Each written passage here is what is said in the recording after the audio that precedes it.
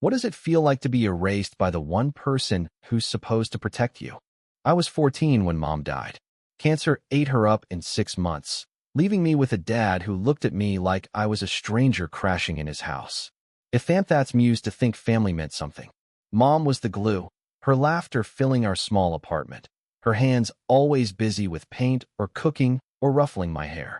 Dad, he was the shadow in the corner, always working, always distant. When Mom's heart stopped, so did his. Or maybe it was never there to begin with. 2 weeks after the funeral, he sat me down at the kitchen table, his eyes avoiding mine. "Ethan, you're going to live with your aunt in Chicago," he said, sliding a form across the table. My name was already signed on it, his signature jagged like a knife cut. "It's better this way." Better for who?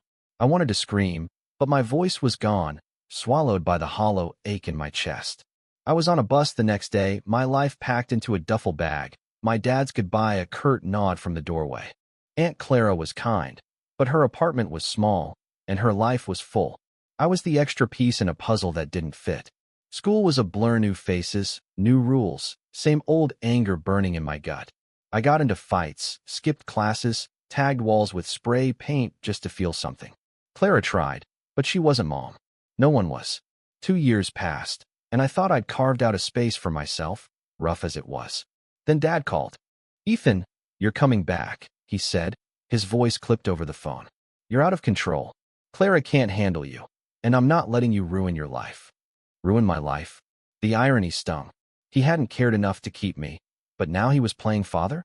I laughed, bitter, and hung up. A week later, he showed up at Clara's, his suit crisp, his face hard. "You're 16 now," he said. "Time to grow up. I've enrolled you in military school. It'll fix you. Fix me." Like I was a broken machine, not his son. I moved back to our old house, but it wasn't home anymore. Mom's paintings were gone, replaced by bare walls and silence. Dad worked late, left early, and when he was around, he lectured. "You owe me, Ethan. I'm giving you a chance to be something." Owe him?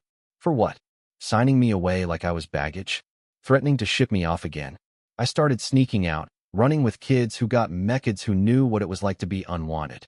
We'd skateboard through empty lots, share cheap cigarettes, and talk about nothing. It was freedom, or close enough. One night, I came home to find Dad waiting, his arms crossed, a brochure for some military academy on the table.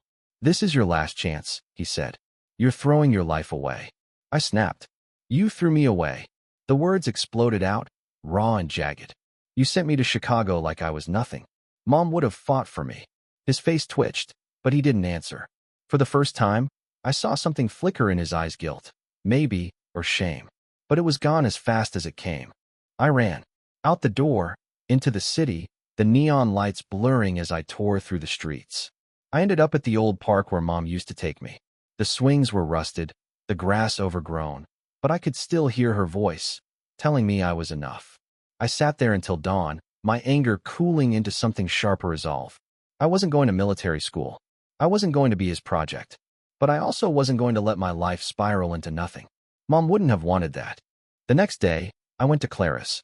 She didn't ask questions, just made me coffee and listened as I spilled everything.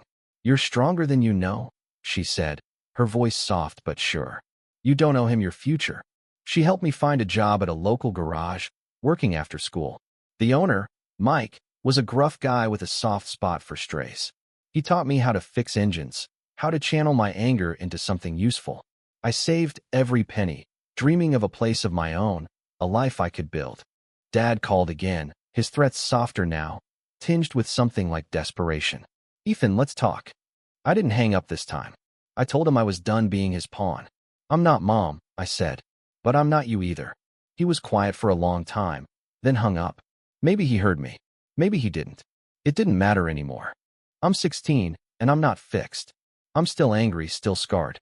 But I'm learning to carve my own path, one greasy wrench, one late-night talk with Clara, one small choice at a time. Mom's gone, and Dad's a ghost in my life, but I'm not erased. I'm here, and I'm enough.